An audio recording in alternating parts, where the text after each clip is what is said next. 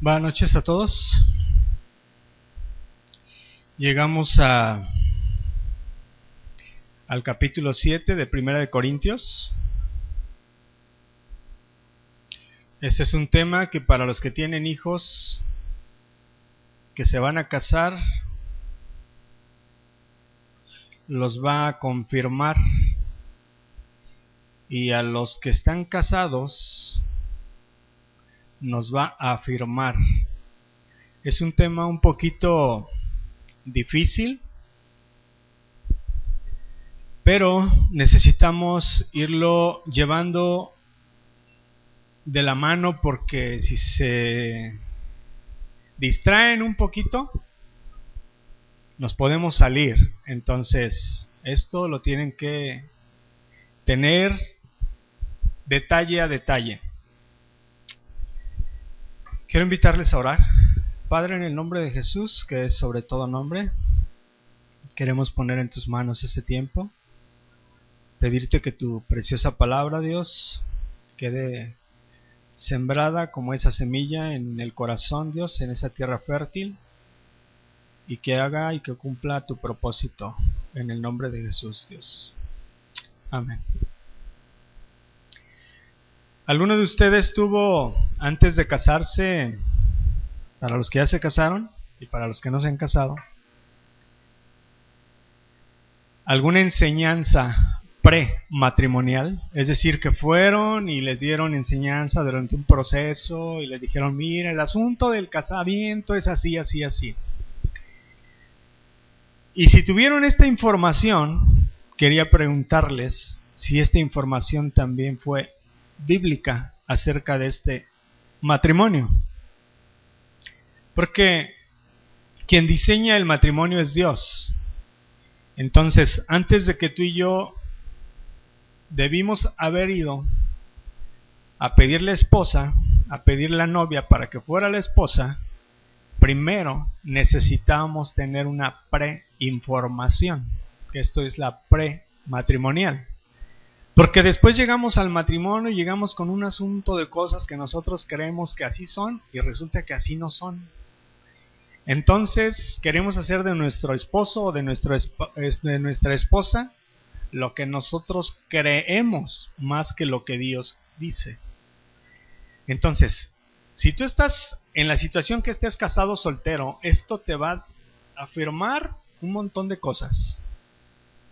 Pero necesitas poner muchísima atención, porque se te puede ir un detalle y finalmente te vas a encontrar con un mundo de dudas al final. Entonces vas a decir: bueno, entonces ¿hacia dónde voy yo? A mí no me dijeron así, pero ahorita estoy pasando por eso, y esa es la situación, que por haber no tenido una información tienes un montón de problemas hoy.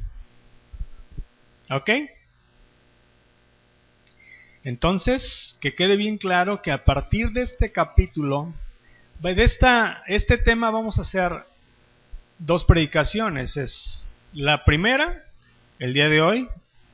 La siguiente semana será la segunda, porque es tanta información tan importante que tú necesitas irla llevando. Entonces necesito que no se distraigan. ¿Advertidos? Que no se distraigan.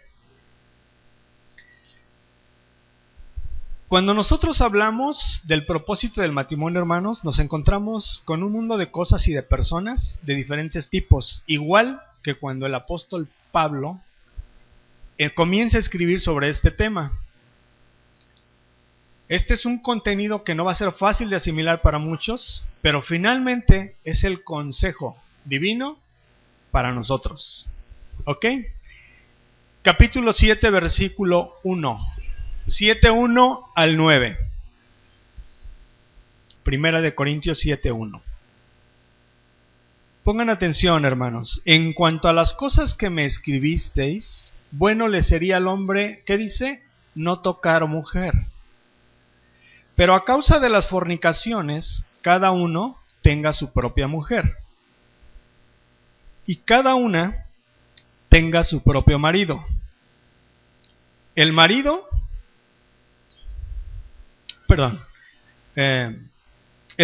cumpla con la mujer el deber conyugal, y asimismo la mujer con el marido.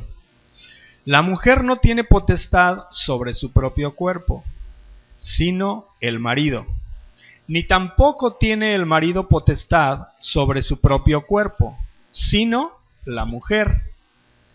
No os neguéis el uno al otro, a no ser por algún tiempo de mutuo consentimiento, para ocuparos sosegadamente en la oración, y volved a juraros en uno, para que no os tiente Satanás a causa de vuestra incontinencia. Versículo 6. Mas esto digo por vía de concesión, no por mandamiento. Quisiera más bien que todos los hombres fuesen como yo, pero cada uno tiene su propio don de Dios, uno la verdad de un modo y otro de otro. Digo pues, a los solteros y a las viudas, qué bueno les fuera quedarse como yo. Pero si no tienen don de continencia, cásense, pues mejor es casarse que estarse quemando. Ok, vamos a analizar esta enseñanza. Cuando nosotros observamos lo que escribe el apóstol Pablo, nos damos cuenta que había todo tipo de lectores, todo tipo de personas que escuchaban, y que también las circunstancias en las que cada uno de ellos vivía en este tiempo eran diferentes.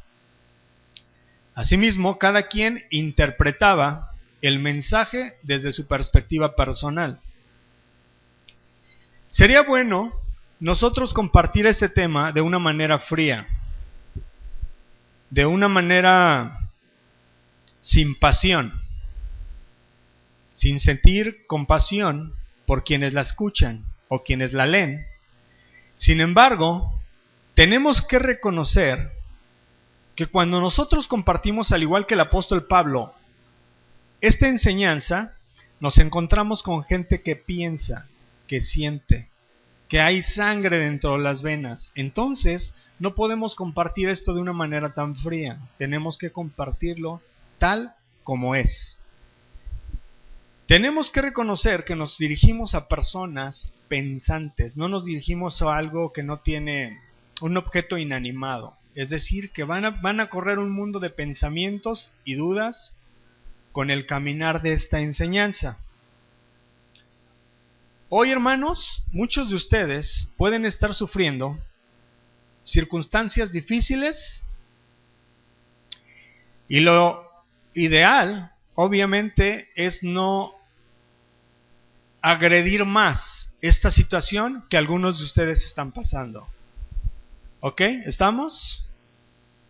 Por lo tanto, nosotros, mientras estamos hablando esto, vamos a presentar los principios básicos que el apóstol Pablo está enseñando en este pasaje.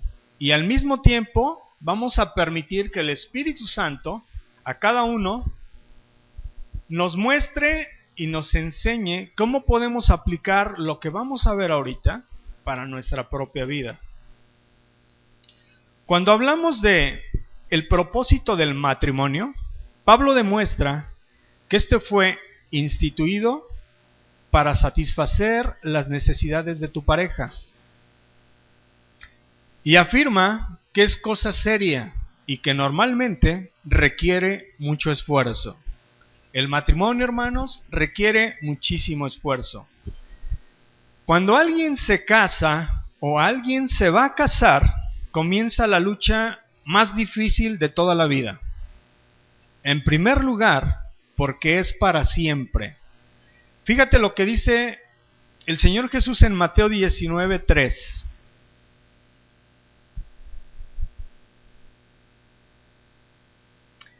Mateo 19, versículo 3. Vamos a leer hasta el 12.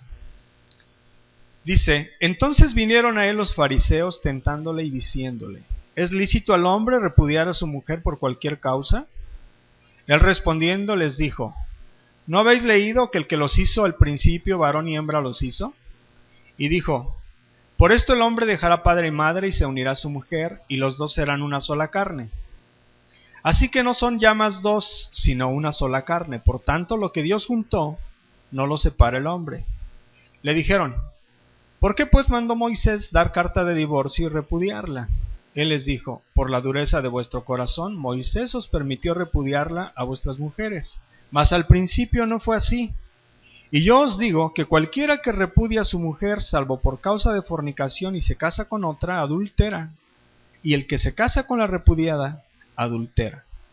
Le dijeron sus discípulos: si así es la condición del hombre con su mujer, no conviene casarse. Entonces él les dijo: no todos son capaces de recibir esto, sino a aquellos a quienes es dado. Pues hay eunucos que nacieron así del vientre de su madre, y hay eunucos que son hechos eunucos por los hombres, y hay eunucos que asimismo se hicieron eunucos por causa del reino de los cielos. El que sea capaz de recibir esto, que lo reciba. Hermanos, en los tiempos del Nuevo Testamento, el divorcio era aceptado en Israel por muchos motivos. Según los distintos problemas matrimoniales y ofensas de parte de la esposa iba y decía: es que mi esposo es así, ok, te puedes divorciar. La esposa iba y se quejaba: ok, por eso que te puedes divorciar. Pero cuando Jesús viene, determinantemente lo prohíbe. Cuando nosotros escuchamos esta enseñanza, los apóstoles dicen: entonces si es así, pues entonces no conviene casarse, ¿verdad? Ya escuchan todo lo que Jesús dice y dicen: no, pues así no conviene casarse. Es lo que dice en Mateo 19:10. El Señor les contesta que tenían razón, pero que no todas las personas son capaces de vivir solteras toda la vida sin sufrir las tentaciones del pecado. Y establece el mismo propósito que el apóstol Pablo repite en 1 Corintios 7. Escucha con atención esto, hermano. Cuando tú te casas, ya no eres dueño de ti mismo, sino que voluntariamente sujetas el control de tu vida a tu esposo o a tu esposa. Eso es lo que dice capítulo 7 del versículo 3 al 5.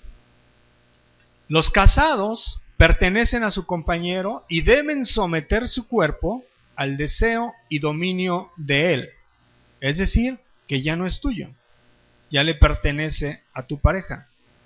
Ya le pertenece a tu esposo, ya le pertenece a tu esposa. Esto es una sumisión y es una entrega continua, siempre.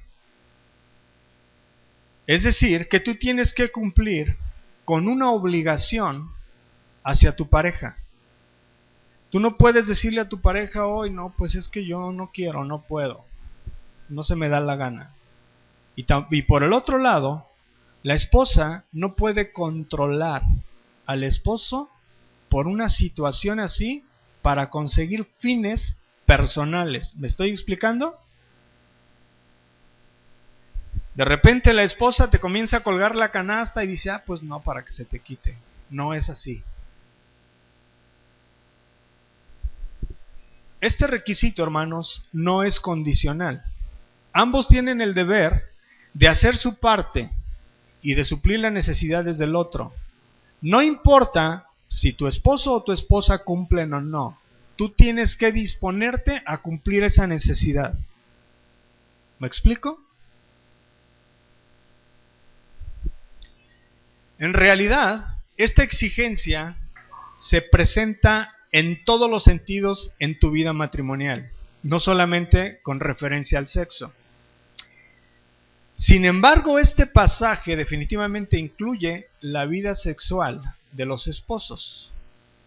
Por lo tanto, el apóstol Pablo concluye diciendo que de ser posible es mejor no casarse. Dice: si no, mejor no te cases. Pero si te casas, debes procurar el bienestar del otro. Fíjate lo que dice 1 Corintios 7:26. Dijo: tengo pues esto por bueno a causa de la necesidad que apremia. ¿Qué hará bien el hombre en quedarse como está? Y yo te pregunto, ¿cómo estás? ¿Estás ligado a tu mujer? No procures soltarte. ¿Estás libre de mujer? no procures casarte. Mas también si te casas, no pecas. Y si la doncella se casa, no peca. Pero los tales tendrán aflicción de la carne, y yo os la quisiera evitar, dice el apóstol Pablo. ¿Por qué?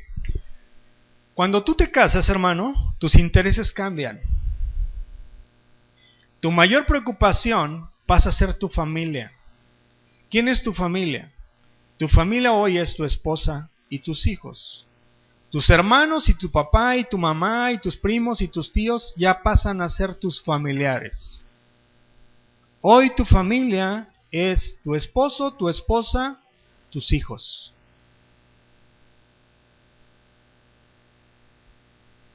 Nosotros tenemos que identificar que nuestra mayor preocupación va a ser primeramente nuestra familia. Que cuando tengamos tiempos difíciles, esto puede llegar a ser una carga. Y es una carga pesada porque cuando vienen aflicciones, una cosa es que cuando tú estás solo, tengas que sufrir estas carencias. Y otra cosa es que cuando llega esta situación de que ya estás casado, te va a comenzar a preocupar el asunto de la comida. Si tienes hijos que ya van a la escuela, vienen los útiles y los uniformes. Y esto comienza a ser una carga muy, muy pesada. Esto significa que nos afecta más, ya una vez casado, nuestra familia en común. ¿Hasta ahí vamos bien? Los casados tienen que dedicarse a luchar por sus dependientes, mientras que los solteros no tienen esa responsabilidad. ¿Ahí vamos bien? Por eso Pablo sugiere que no se casen si pueden evitarlo. Al casarse, la obra de Dios tiene que tomar un segundo lugar. Dice 7:32, 1 de Corintios 7:32. Quisiera pues que estuvieseis sin congoja. El soltero tiene cuidado de las cosas del Señor, de cómo agradar al Señor. Pero el casado tiene cuidado de las cosas del mundo, de cómo agradar a su mujer. Hay asimismo diferencia entre la casada y la doncella. La doncella tiene cuidado de las cosas del Señor, para ser santa así en cuerpo como en espíritu. Pero la casada tiene cuidado de las cosas del mundo, de cómo agradar a su marido. Esto lo digo para vuestro provecho, no para tenderlos lazo, sino para lo honesto y decente, y para que sin impedimento os acerquéis al Señor. Porque la primera prioridad, hermano, es que tú y yo, como casados, tengamos que agradar a nuestro esposo o a nuestra esposa. Es lo que dice el apóstol Pablo hasta aquí. Pregunta, ¿hasta ahí vamos bien? Siguiente. Esta verdad no quiere decir que la persona soltera, hermanos, fíjate bien, sea más espiritual, sino que la relación marital afecta el ministerio que se pudiera realizar. Por eso el apóstol quiere que estemos sin congoja, ni impedimentos para adelantar la obra. Pero también advierte en pasajes que hay un alto precio que debemos pagar si deseamos casarnos. ¿Cómo qué? Como sacrificar nuestro derecho a la independencia. Cuando tú no te casas, eres independiente. No tienes que entregarle cuentas a tu esposo, ni a tu esposa. No tienes que llevar de comer. No tienes que comprar útiles. No tienes que pagar uniformes. ¿Hasta ahí vamos bien? Tienes que sacrificar este derecho de independencia. Ahora tienes que ceder el control de las decisiones personales. Y tienes que limitar esta libertad de servir a Cristo. ¿Hasta ahí vamos bien? ¿Seguros? En resumen, el estar unido a otro es un privilegio y tiene beneficios, pero también tiene un costo muy amplio. Y si alguien no está dispuesto a ello, es preferible que no se case. Porque si piensa hacerlo, sepa que existe esta condición. Ya no eres independiente, ya no tienes que gobernarte por ti solo. Así que la conclusión apostólica es que lo mejor es quedarse soltero si es posible. Porque si tú no quieres pagar el precio, entonces es mejor que no te cases. Cuando tú y yo nos casamos, hermano, antes de que estuviéramos casados, tú ibas y venías para donde te daba la gana. Una vez que ya estás casado, ya no puedes hacer eso. Ahora tú tienes que comenzar a vivir para tu esposo o para tu esposa. Tienes que agradar a tu esposo, tienes que agradar a tu esposa. Ya no puedes agarrar tus canicas y salirte a jugar con tus cuates, ¿verdad? Y a desvelarte con tus cuates, porque hay otra prioridad, que es tu familia. Es a quien tú debes atender. ¿Sabes que aunque tú estés en el ministerio, cuando tú llegues con tu ficha y en el turno que te toque, de lo que tú vas a dar cuentas antes del ministerio es de tu casa? Porque muchas iglesias te enseñan que primeramente es la obra de Dios y después es tu esposa y después son tus hijos. Y este no es el orden bíblico, aunque te lo digan así. El orden bíblico es que tienes que atender primeramente a tu esposo, a tu esposa, a tus hijos y después el ministerio. Porque tú tienes que entregar cuentas de tus hijos. Ese es el orden. ¿Hasta ahí vamos bien? En base a todos estos argumentos, Pablo comienza este comunicado con la advertencia de que es mejor permanecer lejos de las mujeres. Eso dice el capítulo 7, versículo 1, dice, mejor no tener nada que ver con ellas. Dice, en cuanto a las cosas de que me escribisteis, bueno le sería al hombre no tocar mujer. Eso es lo que dice. Pero siendo realista, hermanos, el Espíritu Santo sabía el problema práctico que representaba. La tentación es demasiado fuerte para que la mayoría de las personas vivieran solas. Especialmente en una sociedad como lo que estaba pasando en Corinto. Y como la de hoy también. Dice el versículo 2, dice, pero a causa de las fornicaciones, cada uno tenga su propia mujer y cada uno tenga su propio marido. Estamos viendo cómo el apóstol Pablo y el Espíritu Santo están ordenando cada cosa en su lugar. Cristo también había reconocido que no todos pueden vivir de esa manera. Y por eso Pablo da consejos prácticos para sobrevivir a pesar de las tentaciones sensuales que enfrentaban y explica las razones válidas de casarse. Vamos con el siguiente punto. Entonces quiere decir que hoy que estás casado, ¿tomaste una decisión errónea? Ahorita lo vamos a ver.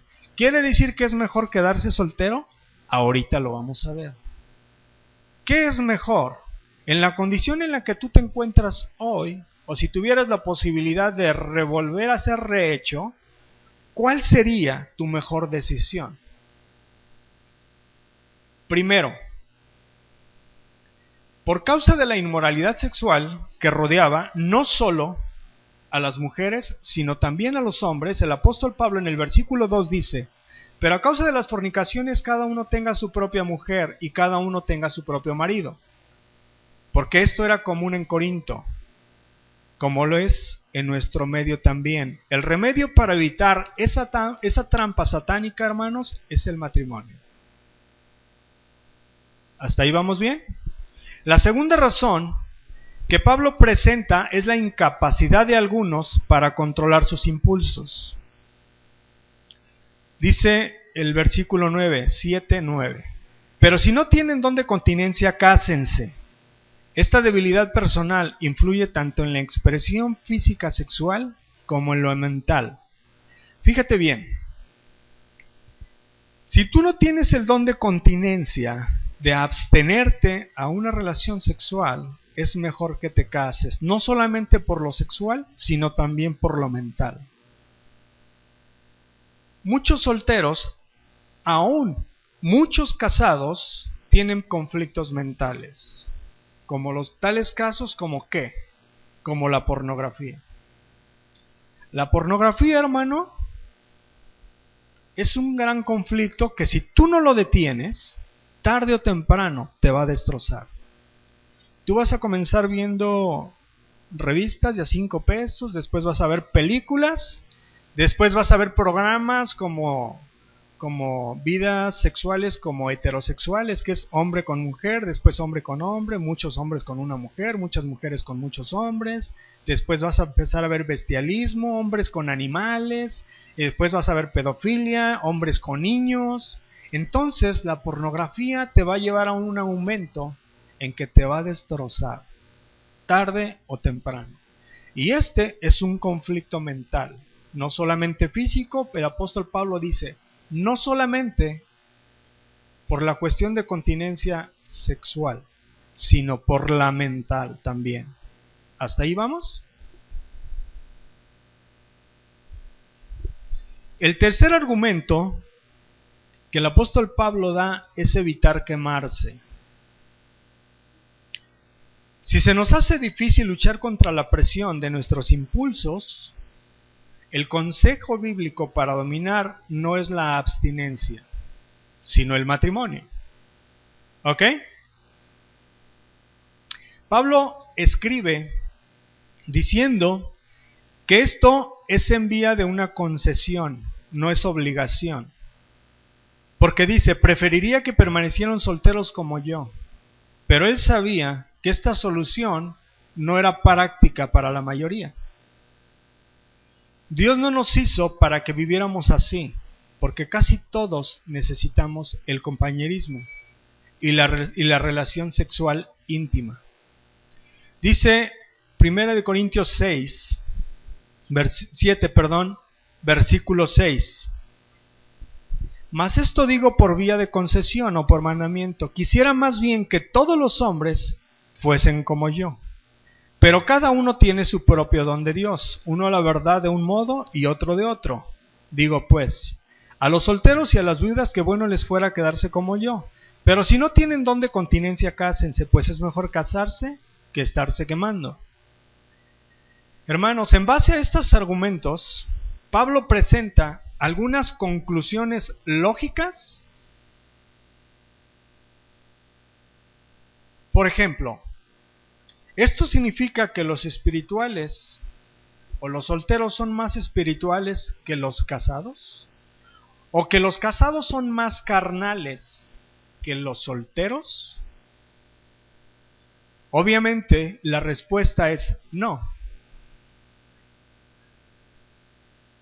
Primero, se podría pensar que el casado es más carnal por el hecho de tener una relación íntima con su esposa, mientras el soltero, por no tener esta relación, es más espiritual. Pero esto no es válido, porque Dios creó el sexo y el matrimonio. Él fue quien dijo que no era bueno que el hombre estuviera solo. Por lo mismo, o por lo tanto, ambos son buenos, tanto el uno como el otro. Pero también tanto el uno como el otro, hermanos, pueden ser entregados o al Señor o a la carnalidad. ¿Me explico? En segundo lugar, el plan de Dios para la mayoría de la gente es el matrimonio. Dice el versículo 2, pero a causa de las fornicaciones, cada uno tenga su propia mujer y cada uno tenga su propio marido. El tercero dice que la solución de Dios que ha provisto para la tentación sexual no es que tú y yo nos abstengamos, sino que nos casemos. Y el cuarto, el propósito divino del matrimonio incluye la satisfacción sexual. Estamos viendo cómo El Espíritu de Dios va acomodando cada cosa en su lugar. Entonces, a la luz de todo esto, hermanos, podemos hacer un resumen del consejo bíblico como sigue. Fíjate bien. Vamos a ver 7 puntos a causa de toda esta enseñanza hasta este momento que nos van a confirmar lo que el Espíritu Santo ha escrito en cuanto al por qué casarnos. Número 1. Debido a que el matrimonio existe para resolver el problema de la tentación, los dos esposos deben dedicarse a satisfacer las necesidades sexuales del otro. Eso dice del versículo 3 al 5. Por eso Pablo nos dice que ambos tenemos que cumplir con el deber conyugal, que uno tiene potestad sobre el cuerpo del otro y que no debe negarse el uno al otro. Ahora, hermanos, tenemos que identificar algunos aspectos que son excepciones. Por ejemplo, hay tiempos que nosotros tenemos que aprender a respetar. En cuanto a la mujer tiene un ciclo. ¿Me explico? Que tenemos que respetar ese ciclo mensual. ¿Para qué? Para no invadir ese espacio. Y no tenemos que gobernar de una manera arbitraria una relación cuando nosotros debemos reconocer que no es el tiempo. ¿Me explico? Eso tiene que ser respetado.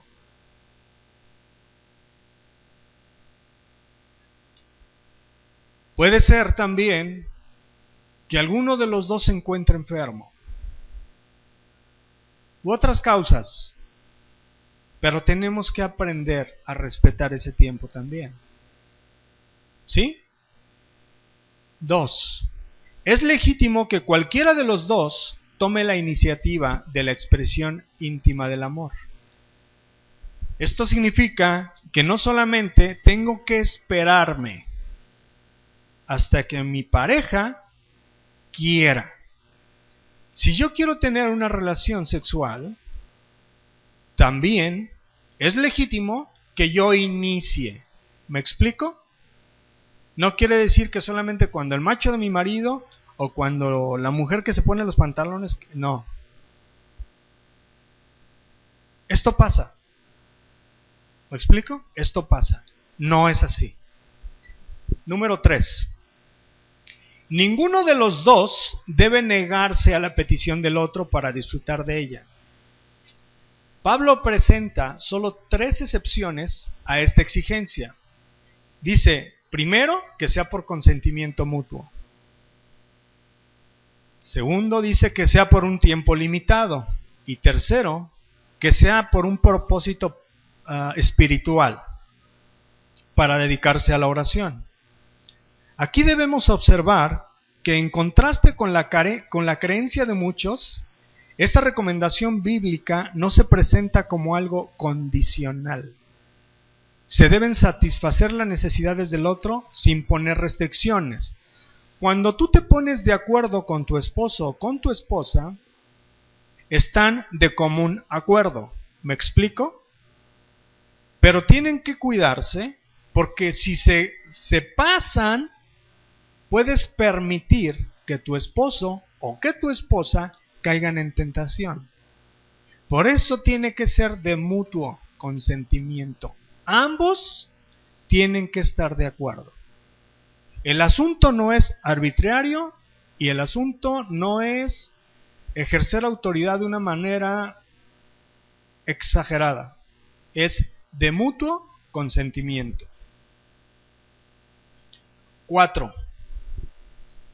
Negarse a cumplir con el deber conyugal es equivalente a tentar al otro para que peque. ¿Estamos de acuerdo? ¿Te has dado cuenta que cuando tú tienes hambre y vas al supermercado compras cosas que no debiste haber comprado? Bueno, esta ilustración se puede llevar a cabo exactamente en la situación sexual. Si tú no tienes una relación normal de mutuo acuerdo, estás permitiendo a que tu esposo o a que tu esposa caigan.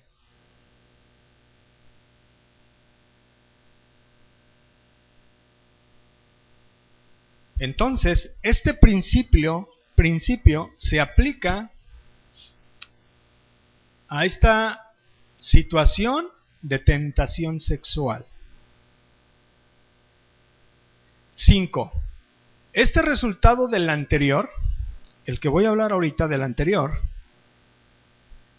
implica que la relación sexual no es un juguete que se pueda usar para manipular al esposo y solo darle lo que se quiere.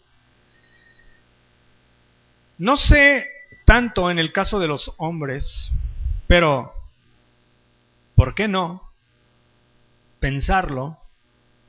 Que pasa igual que en el caso de las mujeres. Las mujeres, cuando quieren conseguir algo, lo que hacen es levantarle la canasta al esposo para lograr un fin personal, y eso no está correcto.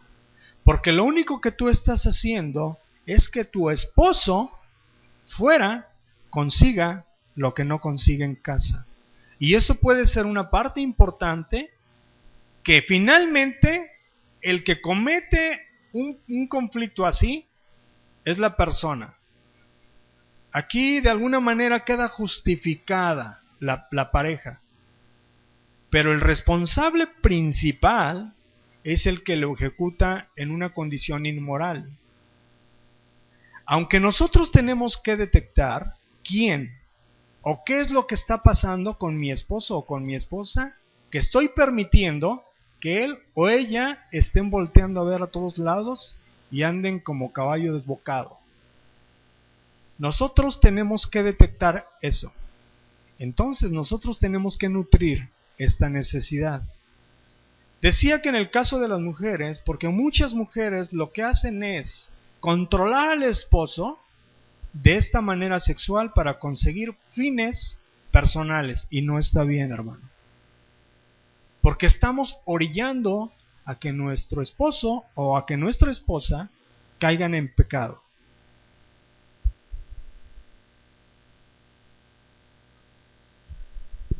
Seis.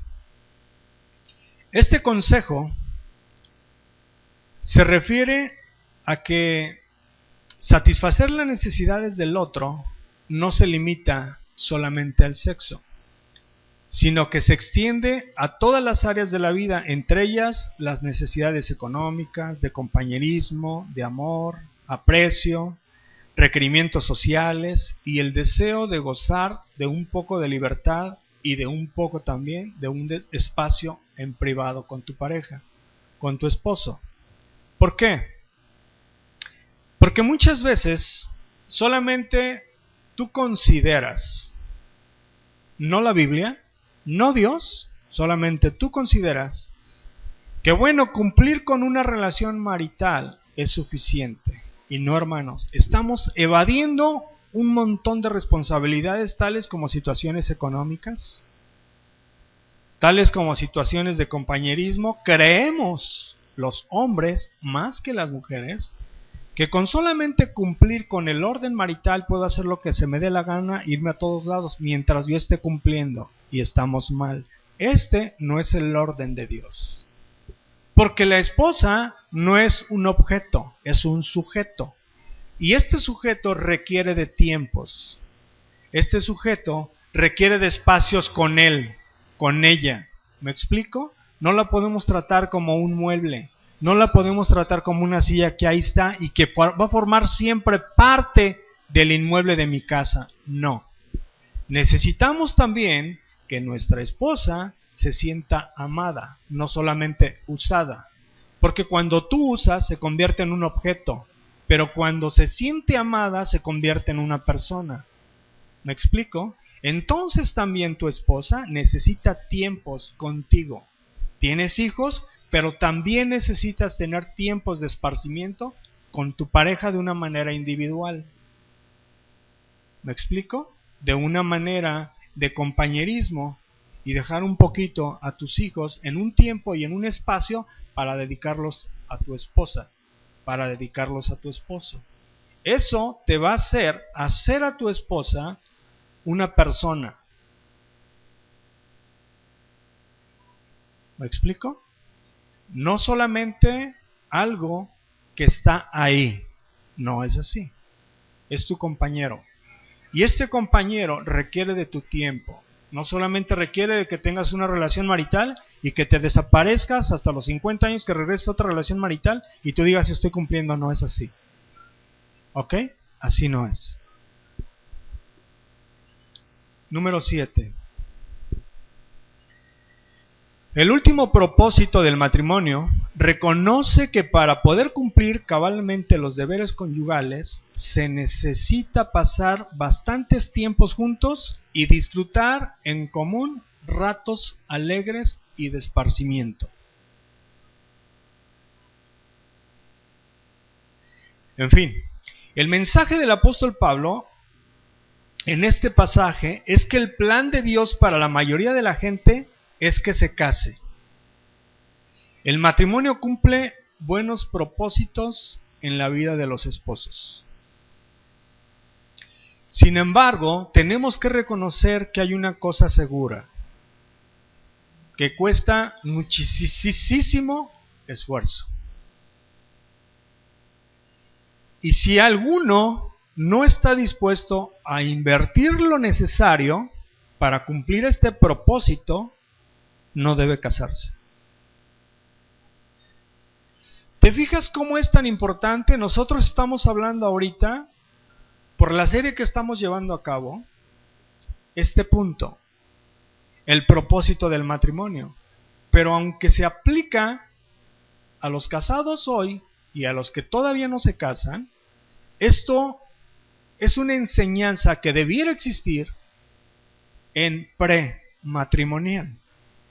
Porque resulta que muchos jovencitos hoy se casan porque se quieren casar y ya. Porque quieren estar con la esposa, porque quieren estar con el esposo y ya. Pero no se dan cuenta que requiere de muchísimo sacrificio y de muchísimo esfuerzo. Si tus hijos hoy no reconocen todavía lo que es el matrimonio, es necesario que pasen a tomar estas enseñanzas prematrimoniales. El mundo dice, esto es lo que dice el mundo: tu cuerpo es tuyo. Tú permite que se arrastre por donde sea, como culebra. Dale vuelo a la hilacha y resbálate con quien se te ponga al frente, ¿verdad? Obviamente esto no es amor, hermanos, esto es odio. Porque tú no amas a tu cuerpo. Si lo amaras, lo cuidaras, ¿estás de acuerdo? Si lo amaras, te guardaras. El mundo dice, tienes tus derechos y es tuyo. Puedes hacer lo que tú quieras. Y si alguien no te quiere dar lo que tú quieres, pues ve con otro para que te dé lo que tú quieras. Esto es lo que dice el mundo. Pero en contraste con lo que el amor es que tú seas indiferente a ti. Es decir, tú ya decidiste casarte, entonces ya no te perteneces. Le perteneces a tu esposo, le perteneces a tu esposa. ¿Me explico? Ya no son tus propias convicciones personales o individuales, no. Ahora esto es una entrega total a tu esposo, esto es una entrega total a tu esposa. No es para ti, no es para que se te dé la gana, porque tú ya decidiste que ese sartén lo tome por el mango tu esposa, no tú. Y de la misma manera, tu esposo o tu esposa hace lo mismo. Y en esa reciprocidad, ambos encuentran contentamiento. ¿Me explico?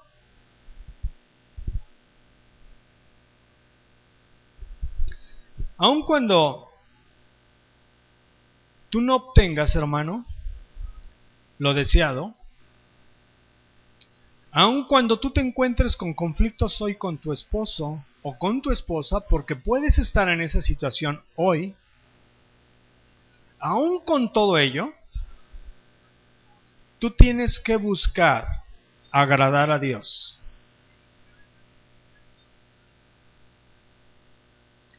No importa la situación en la que estés viviendo, ya estás. Hoy tú tienes que decidir que aun cuando no encuentres lo deseado en tu esposo y en tu esposa, tú cumplas con lo que Dios dice.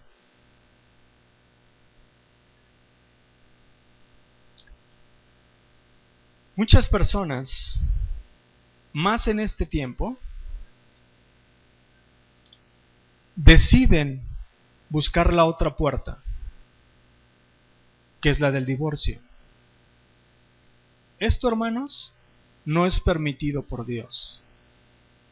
La única razón que Dios permite que tú te divorcies es que tu esposo o tu esposa caigan en adulterio.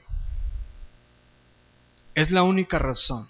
Pero si no hay otra razón, aunque tú estés viviendo por situaciones difíciles hoy, lo que tú tienes que buscar es agradar a Dios. La pregunta es, ¿en qué situación estás hoy? ¿Cuál es la puerta que tú estás buscando hoy?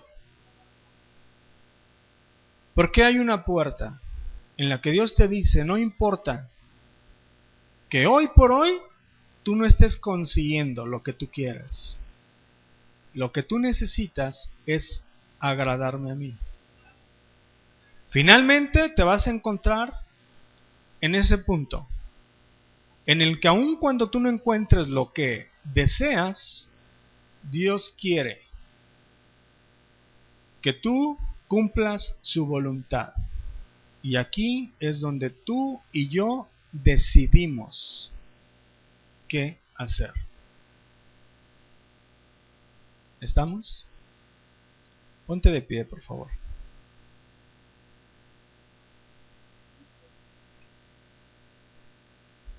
Cierra tus ojos. Señor, en el nombre de Jesús, que es sobre todo nombre, quiero darte muchas gracias, Dios, por tu palabra. Gracias porque tu palabra, Dios, siempre es un refresco a nuestro corazón, a nuestra alma. Yo quiero poner en tus manos, Dios, cada familia representada en esta hora y con cualquier persona que nos esté escuchando, Dios. Padre, en el nombre de Jesús, queremos que tú nos confirmes, Dios, a tu llamado, a cumplir el propósito de estar haciendo tu voluntad, aun cuando las cosas a veces parecen difíciles.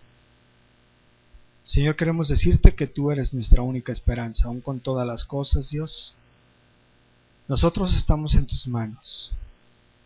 Yo quiero pedirte por cada familia representada aquí, Dios, que tú le des fuerza, que tú le des sabiduría y que cumplan tu propósito, aun cuando los propósitos que ellos han esperado en su matrimonio, Dios, no son los que ellos habían deseado. Yo te pido que tú les traigas fuerza, Dios, que tu precioso Espíritu Santo, Dios, dé convicciones de que cuando tomamos decisiones, Dios, nadie nos obligó.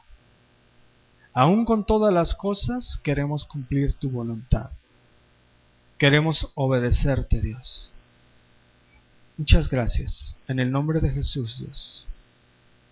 Amén. Mis hermanos, que Dios les bendiga.